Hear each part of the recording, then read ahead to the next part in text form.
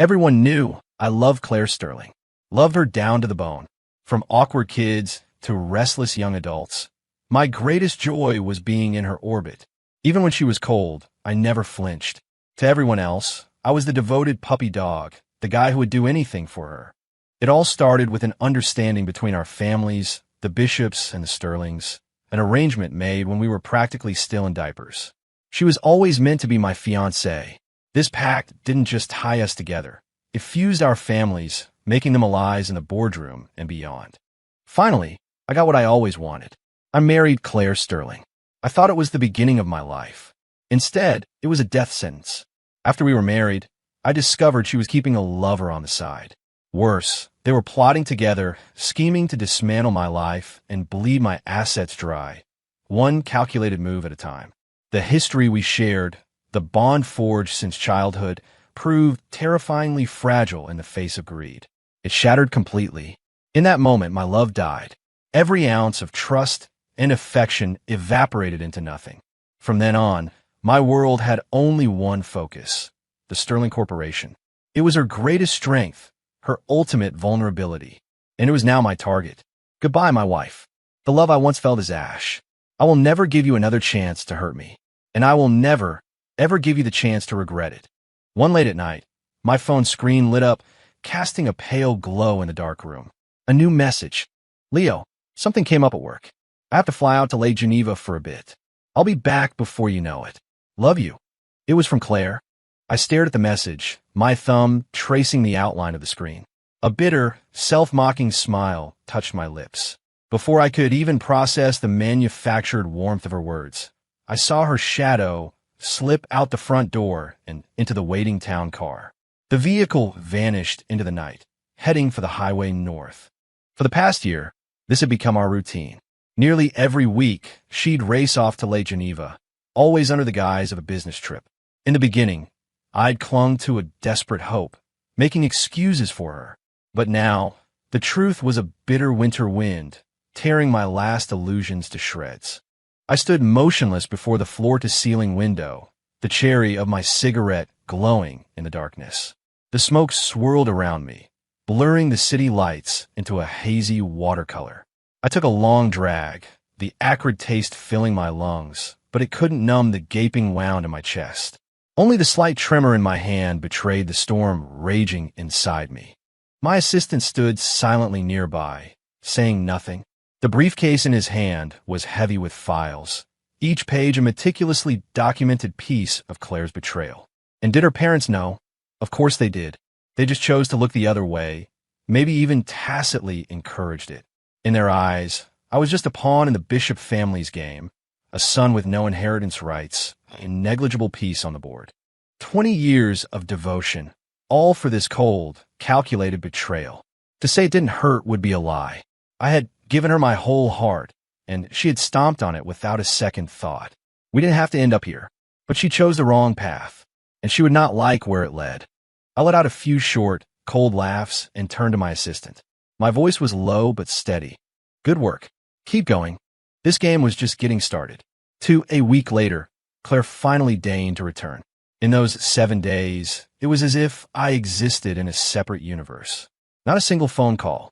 Not one text message lighting up my screen. This time, Claire had gone too far. Even her doting parents were showing faint signs of disapproval.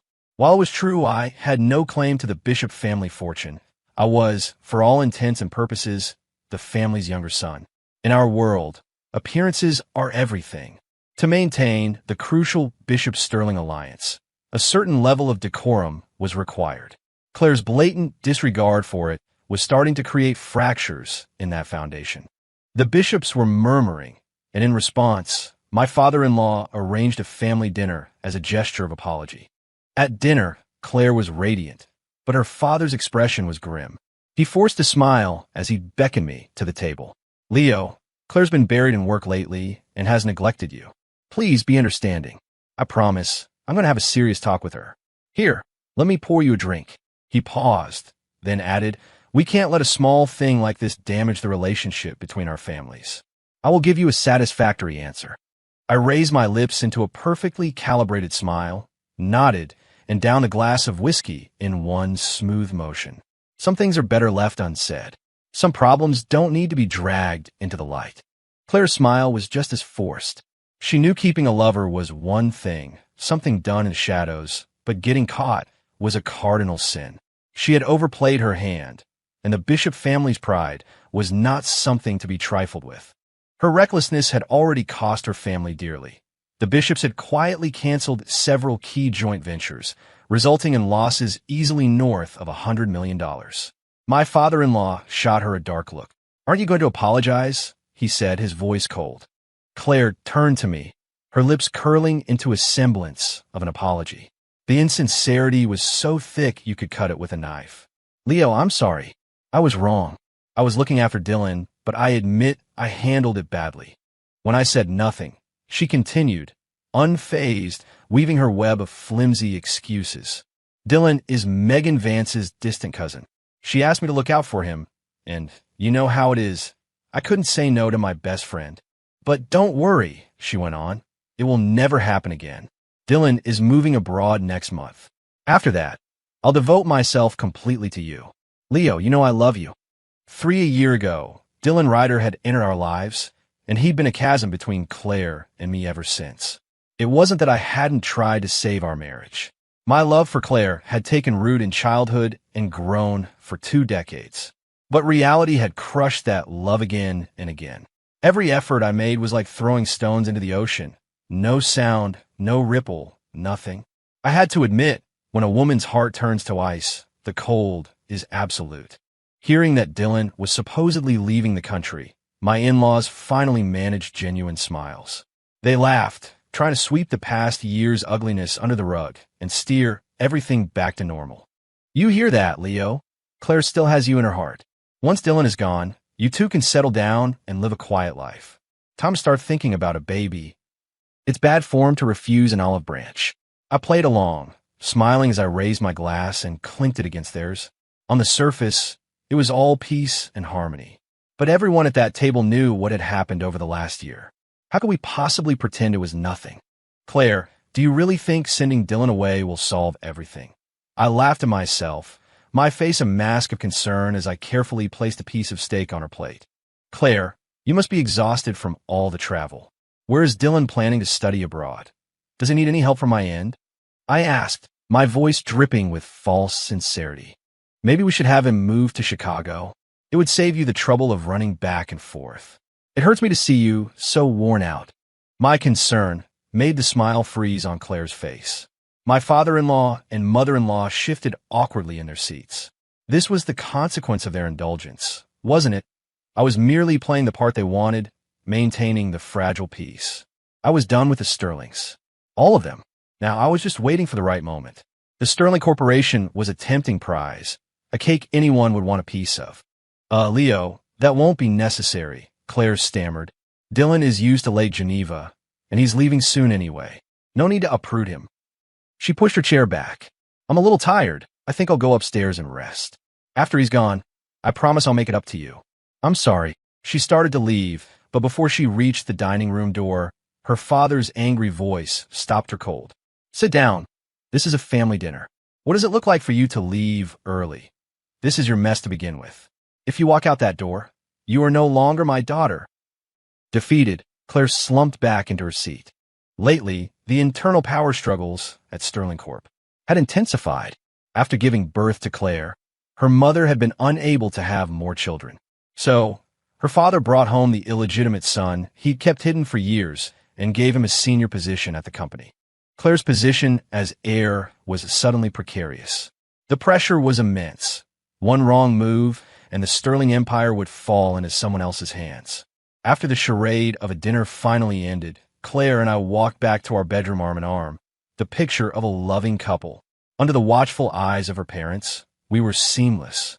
But the moment the door clicked shut, the paper-thin facade tore apart, revealing the ugly truth beneath. "Leo, I can't believe how pathetic you are, running to my parents to complain," she sneered, her voice dripping with contempt. "You should know how to handle things like this by now. So much for holding it in." I had seen Dylan Ryder once. I had to admit, he was handsome, the kind of man who could easily turn a woman's head. But looking at Claire now, this woman who was both a stranger and my wife, I felt nothing. I kept my lips sealed. Over the past year, we had said everything there was to say, argued every point into the ground. All that was left between us was a marriage certificate and the public performance of affection for our families. I truly couldn't understand her. Our marriage was a business arrangement, yes, but did it have to be this toxic? Claire stared back at me, her eyes cold. What she said next didn't surprise me at all. Leo, I'll admit it. I'm in love with Dylan. But I've given you face. I kept him out of Chicago. And I'll use protection until our child is born. I'll at least give you that dignity. She paused, her voice growing colder still. I've done what our families asked. I married you. Don't push it. We can both have our own lives. Just don't interfere with mine. Seeing my stony silence, she pressed on. I'm sending him abroad next month. I won't see him again until after our baby is born. So don't make this any uglier than it has to be. Leo, we're in the same boat. I want the Sterling Corporation, and you're not content to be the bishop's son with no power. From now on, we're allies. She leaned in, her eyes locking onto mine. We will never get divorced. I will be the perfect Mrs. Bishop in public. Behind closed doors, I don't care what you do, as long as you're discreet. She held my gaze, a flicker of challenge in her eyes, waiting for my response. A slow smile spread across my face. She was right. It was time to lay all the cards on the table. Neither of us was the type to simply accept our fate. In Chicago, the story of Leo Bishop and Claire Sterling was a fairy tale that began in preschool. As far back as I can remember, wherever Claire was, I was right behind her. Our parents were close, and talk of uniting the families through us was a constant, friendly refrain. In business, our companies were inseparable partners, their operations deeply intertwined. Everyone in our circle simply assumed we would one day walk down the aisle. The first 3 years of our marriage were a blur of happiness. We were inseparable, building our lives and careers together. The memories of those days are still vivid. Then, a year ago, Dylan Ryder appeared out of nowhere. He was the distant cousin of Claire's best friend, Megan Vance. Claire was a stunning woman, a classic ice queen who commanded attention the moment she walked into a room. Megan had come to her asking for a favor. Her cousin needed a job, a foot in the door. Just like that, Dylan became Claire's personal assistant. I didn't think much of it at the time. Our relationship was built on more than just a family alliance. We had years of shared history. Besides, Claire had been groomed since birth to take over her family's company. She was far too smart to be derailed by a simple infatuation. But fate, it seems, has a cruel sense of humor. The impossible happened. Claire and Dylan crossed every line. And when a woman's heart strays, the signs are impossible to miss. At the time, the Sterling and Bishop corporations were in the middle of a critical joint project. Any scandal could have been catastrophic. When Claire's father found out, he acted quickly. But considering the Vance family's standing and Claire's fierce protests, his solution was weak. Dylan was simply transferred to the Milwaukee branch office. From that day forward, Claire's attitude toward me changed completely. The warmth was gone, replaced by a hollow performance of affection. I knew exactly who was to blame. The Vances, while not on the same level as the Bishops or Sterlings, were still a respected family in Chicago. But Dylan, as a member of a lesser branch of the family, was a nobody in our world. When I first suspected something was wrong, I tried to talk to Claire. I held on to one last thread of hope that she would end it. Our marriage was a merger of two dynasties. Divorce was not a simple matter. Claire, I want you to send Dylan out of the country and cut off all contact. I had pleaded back then. Whatever you want, I will do everything in my power to help you get it. But I will not have my love for you trampled on like this. I remember the desperation in my voice. The look she gave me was as cold as a frozen lake. Leo, stay out of my business with Dylan, and I'll stay out of yours. Once we have a child, we can live separate lives. It's a strategic marriage. Don't be so dramatic.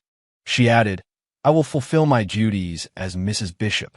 But don't you forget, I am also the heir to the Sterling fortune. You do well to remember your place. In that instant, every ounce of love I had for her vanished like smoke. 20 years of devotion buried by her own hand. It finally hit me. In this marriage, I was just the bishop's son with no inheritance. And she was not only my wife, but the powerful, untouchable heir to the Sterling throne. I've always known the Bishop fortune would never be mine. That's why I spent my life orbiting Claire, even when it made me look weak. And it's why, even now, faced with these humiliating terms, I chose to endure it. But Claire, did you really think it would be that simple? My in-laws worked hard to patch things up. But the very next afternoon, Claire walked out of our house, got in her car, and drove straight to Lake Geneva. Dylan was supposedly leaving the country soon. Of course, she would seize this last chance to be with him. In our circle, gossip travels at the speed of light. I didn't need to hire AP. The whispers found their way to me.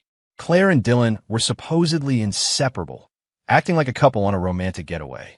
While they weren't being completely flagrant, I knew what it was: a public retaliation for the family dinner, a power move designed to force me into submission.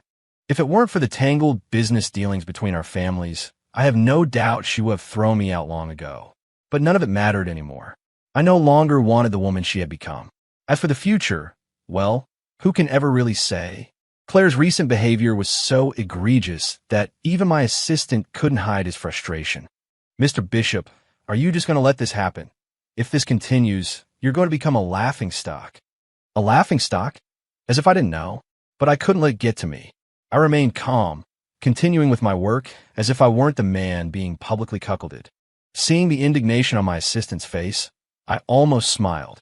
"Get my brother's schedule for me. There's something important I need to discuss with him. As for Claire, let her do what she wants. Don't pay her any mind." My assistant stared at me, dumbfounded. The old me would never have taken this lying down. And my relationship with my older brother had always been coolly professional, at best. "Sir, Mrs. Bishop's behavior is out of control. You can't keep letting her walk all over you. If this goes on, that man will eventually become a threat to your position." I held up a hand, signaling for him to calm down. The Sterlings aren't panicking, so why should I? Besides, Claire has that illegitimate half-brother to worry about. This is going to get messy. Let's just sit back and watch. As for everything else, I had already set my pieces on the board. The person who would be checkmated in the end would not be me. In a quiet cafe, the rich aroma of coffee hanging in the air, I sat across from Megan Vance.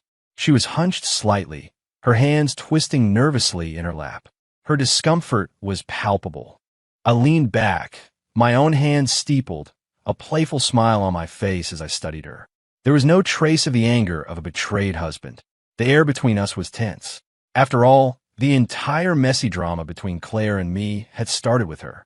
If I chose to take my anger out on her, she would have no choice but to take it. "Megan, you're looking well."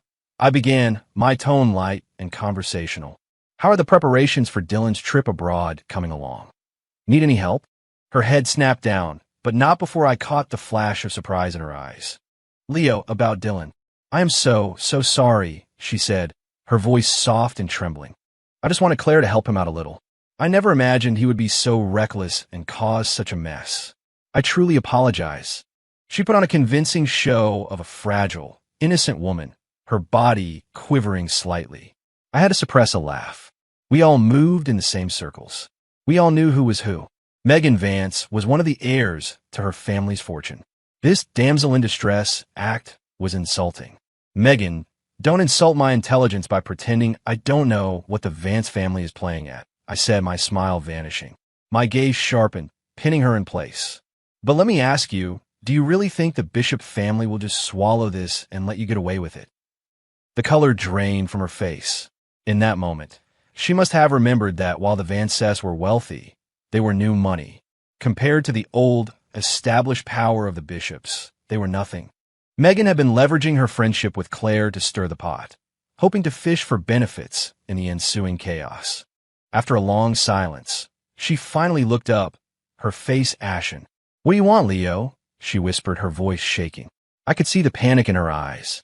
She knew that against the Bishops, she had no leverage. Her only asset was her relationship with Claire, and Claire was not the sole heir to the Sterling fortune.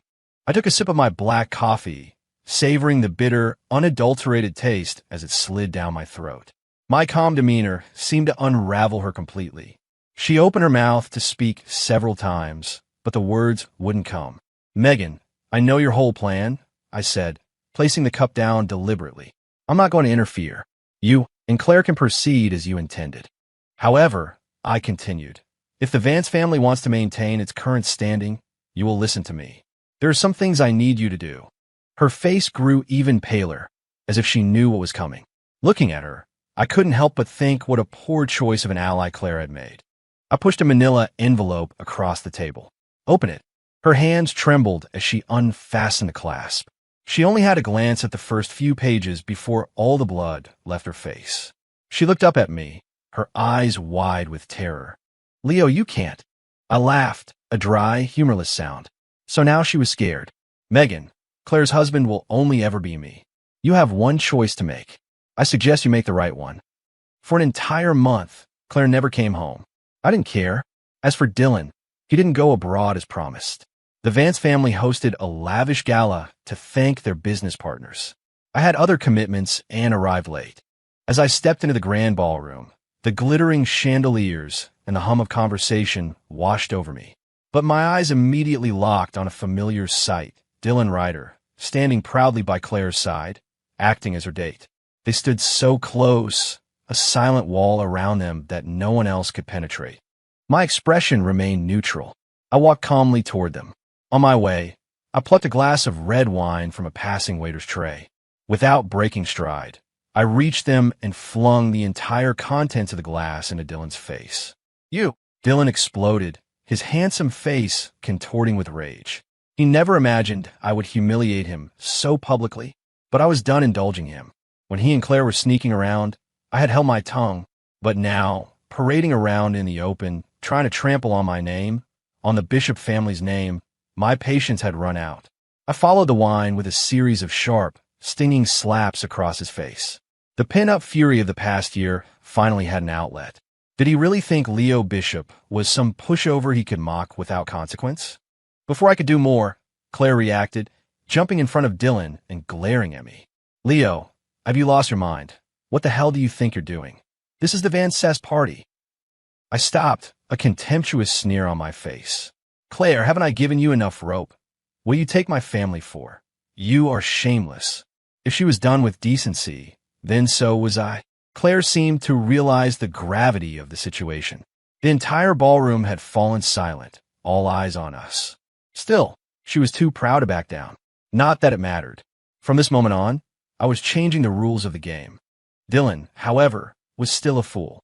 Probably feeling secure on his family's home turf, he puffed out his chest.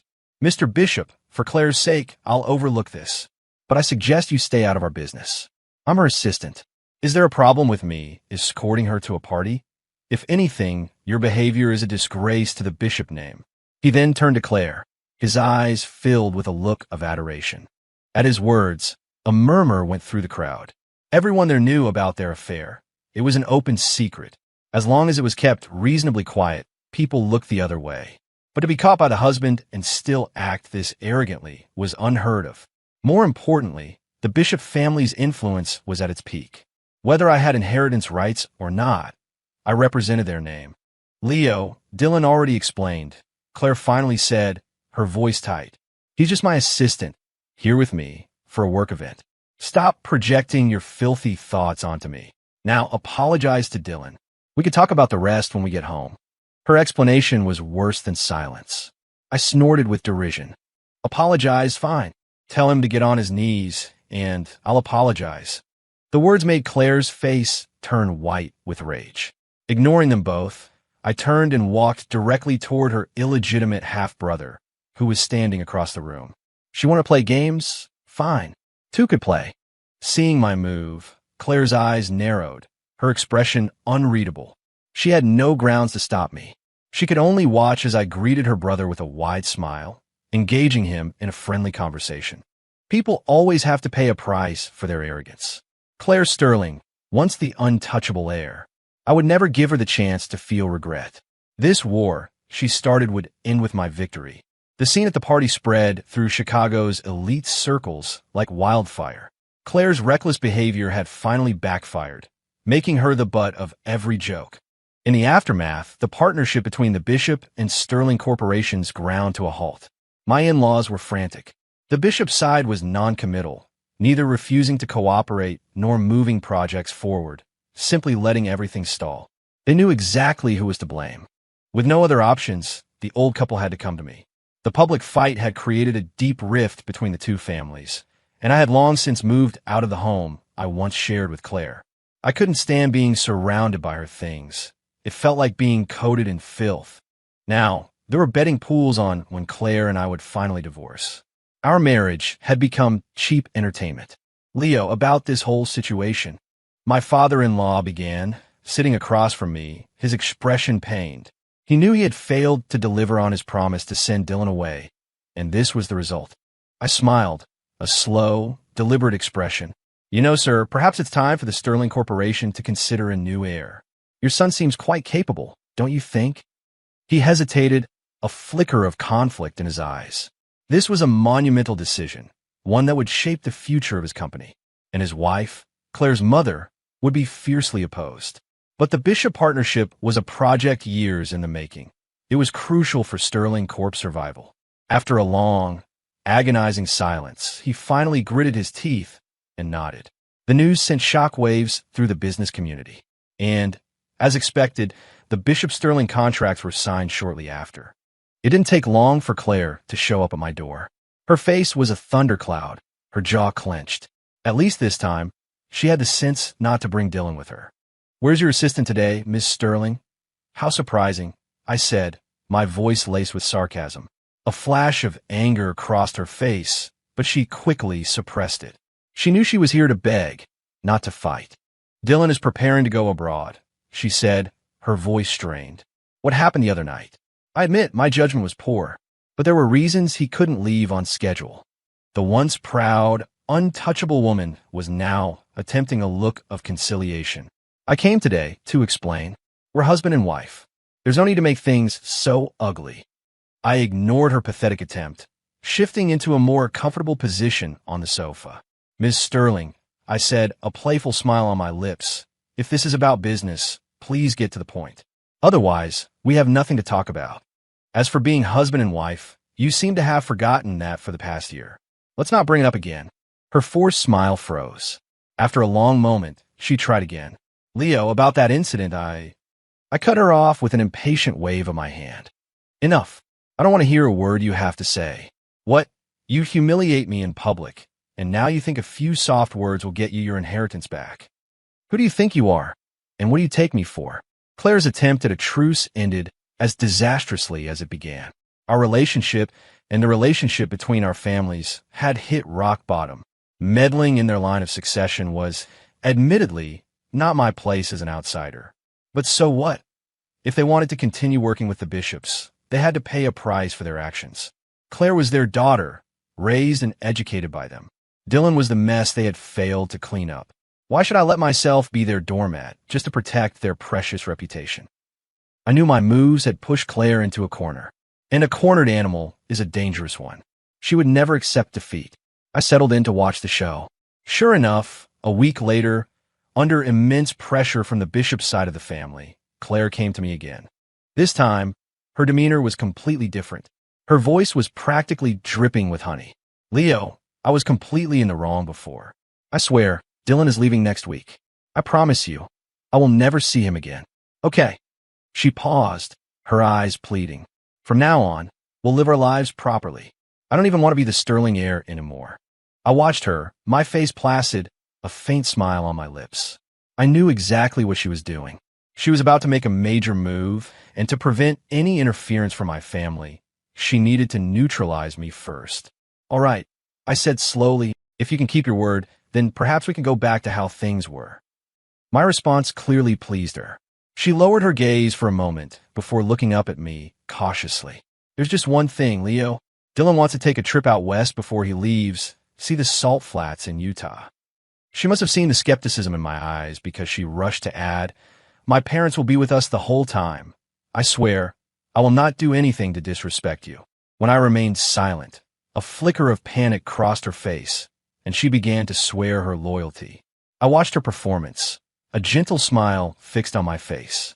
I reached out and softly stroked her hair, then nodded. "Okay, but you remember what you said. This is your last chance. You know what will happen if you break your promise again." Relief washed over her face. She beamed, leaned in, and gave me a quick, chaste kiss on the cheek. Then she practically skipped away to pack for her trip, as if all our troubles had simply vanished. A wry smile played on my lips as I watched her leave. If Megan hadn't told me Claire's entire plan, I might have actually been fooled by her act. Sure enough, the next morning, the whole Sterling clan set off for their trip out west, leaving the illegitimate son in charge of the company. The very same day they arrived in the Utah desert, tragedy struck. The Sterling heir was killed in a brutal car crash. When I arrived at the scene, it was pure chaos. A semi-truck carrying 100 tons of steel had collided with a sedan, crushing it into an unrecognizable hunk of metal. The man was pinned underneath. It didn't take a paramedic to know he was gone, leaving behind nothing but a bloody ruin. Such a vicious, cold-blooded move. A classic Sterling tactic, executed with ruthless precision by Claire herself, eliminating her own half-brother without a second thought. People at the scene were frantically trying to call the family, but no one could get through to Claire or her parents. With no one else to turn to, I, the son-in-law, was thrust into the role of crisis manager. With the full authorization of the Sterling board, I suppressed my own turmoil and began directing the cleanup, my voice calm and steady. By the time everything was handled, a full day and night had passed. I dragged my exhausted body home, only to find someone waiting for me. It was Megan. She stood in my living room, her face a pale, grim mask. She looked like a ghost, her eyes hollow and devoid of light. I frowned, but gestured for her to come in. Leo. Her voice was a dry, ragged croak, as if she hadn't had a drop of water in days. Her eyes were webbed with red veins. Leo, I did what Claire asked, and what you asked for will be done soon. But, are you sure about this? I glanced at her, then out the window. The sky was beginning to pale in the east. A new day was coming. Faced with her raw fear, I just smiled softly. I poured her a glass of red wine and said, Megan, the sun is rising, and the Vance Corporation is about to have its best year ever, isn't it? She stared at me, her expression a mix of awe and terror, and finally let out a long, shuddering sigh. Leo, do you really hate her that much? I thought for a moment. Hate is the wrong word, I said honestly. When we got married, I wanted to be happy with her, even if it meant being the powerless, rich kid for the rest of my life. I looked at her, but things don't always work out the way we plan. You know that better than anyone. After a long pause, she gave a bitter laugh. So, once the love was gone, you wouldn't leave her even a sliver of a chance, would you? I raised my glass and gently tapped it against hers. I was merely following her lead. I said, my voice impossibly calm. My methods were just a little more effective than hers. Wouldn't you say? Megan fell silent. The room was heavy with what was unsaid. My mind drifted back.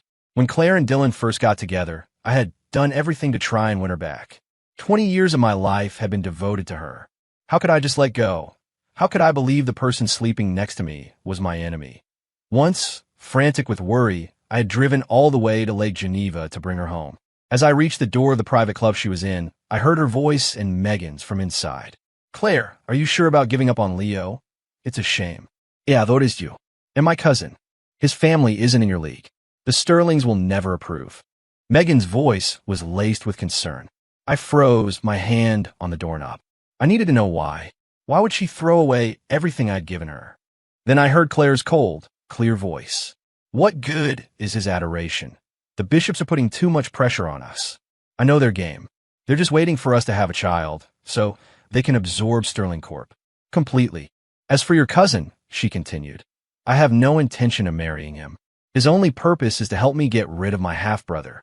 And once Leo is dead, his 10% dividend rights in Bishop Corp will transfer to me. Then I can find a new husband who knows his place. The memory faded, and I was back in my living room, with Megan watching me nervously. I smiled faintly. Oh, Claire, the bishops never had any intention of absorbing your company. They simply saw the Sterlings as a suitable match for the son who would never inherit. I wonder, do you regret it now? Don't worry. I will never give you the chance. Goodbye, my love. After Megan left, my assistant lingered, his expression hesitant. I knew he was bursting with questions, chief among them being why the Vance family had cooperated so completely, without a hint of betrayal. I looked at him, my gaze steady. The Vances got involved in this mess for one reason. Profit, I explained slowly. To people like them, Everything is a transaction. You have to understand, whatever the Sterlings could offer them, the Bishops could offer more. And once we took over Sterling Corp, we could offer them double. That a temptation they couldn't possibly resist. I paused, gathering my thoughts. Now consider Claire's plan. The Van Cess were just her pawns, the ones doing the dirty work. They accumulated a lot of dirt along the way. To the Sterlings, that dirt was a weapon they could use to control the Van Cess forever. To the Bishops, it's leverage. Faced with a mountain of profit on one side and the threat of total ruin on the other, what choice did they have but to obey? This is why I had to wait for Claire to make the first move. With that, I sighed and turned toward my bedroom. The game was over. All I had to do now was wait to collect my winnings. With the Sterling heir dead and the rest of the family unreachable on their vacation, the company was thrown into chaos. There was no leadership. Reluctantly, the board asked me to step in and take control. With the formidable backing of the Bishop Corporation, I leveraged our vast resources to stabilize the situation, calming panicked investors and restoring order. It didn't take long to get the Sterling ship righted. A week later, my assistant entered my new office at Sterling Tower, followed by several grim-faced police officers. "Mr. Bishop," my assistant said, his voice trembling slightly. "Mr. and Mrs. Sterling and their daughter. They got lost while hiking in the desert. They were reported missing. A search party was sent out, but by the time they were found, they were all gone." One of the officers stepped forward, his expression somber. "Based on our preliminary investigation, we have ruled out foul play. Mr. Bishop, please accept our condolences." The news landed with a dull thud in my chest. On the outside, I remained perfectly still. After escorting the police out, I took a deep breath and turned to my assistant, my voice cool and decisive. "Start the process of assuming full control of the Sterling Corporation. I want every detail handled flawlessly." With the entire direct line of the Sterling family gone, the laws of succession were clear. The only person with a legal claim to the inheritance was Claire Sterling's husband, me. The great Sterling Corporation was about to have a new name over the door. In the quiet, manicured graveyard, surrounded by cypress trees and rows of silent headstones, I stood alone before Claire's grave. The photograph on the marble was as beautiful as I remembered, a frozen moment of a life now extinguished. I leaned down and placed a bouquet of yellow flowers at the base of the stone. The petals trembled in the slight breeze. She had, in her own way, delivered the entire Sterling Empire into my hands. She deserved at least this. I glanced over my shoulder.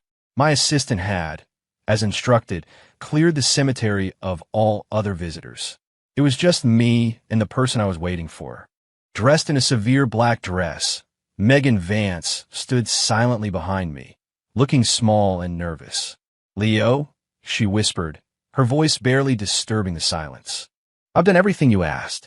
Can you please let the Vance family off the hook now?" I turned to face her, looking her directly in the eye. She flinched, unable to meet my gaze. "Megan," I said, my voice calm and even, "we are all deeply saddened by the accidents that have befallen the Sterling family. But you don't need to worry. You were Claire's best friend, and you're a friend of mine. From now on, the Vance family will always be the most trusted partner of both the Bishop and Sterling corporations." Relief flooded her features. She nodded quickly, understanding the unspoken terms of our new reality. A moment later, I dismissed her. As her footsteps faded, the cemetery was silent once more. It was just me and Claire. The Sterling's trip out west was, of course, a carefully constructed alibi for the murder of the illegitimate son. But they had planned more than one accident that day. The second one was for me. They wanted my 10% dividend rights in the Bishop Corporation. In their eyes, I was the final obstacle to their ambition. But thanks to Megan's timely warning, I knew their entire plan. The Vance family hadn't folded easily, but faced with the monolithic power of the Bishops, they knew they stood no chance. And they knew the Sterlings would never risk a direct war with my family over them. The choice was obvious. The Sterlings' plan was brilliant, full of intricate layers and ruthless ambition. But they miscalculated one crucial detail. It's true, I was bitter about my lack of inheritance. But I never, not for 1 second, coveted the throne of the Bishop family. And because I posed no threat to my own family's power, they were, and always would be my unbreakable shield. And now, this inheritance I've claimed. Isn't it the most beautiful irony of all?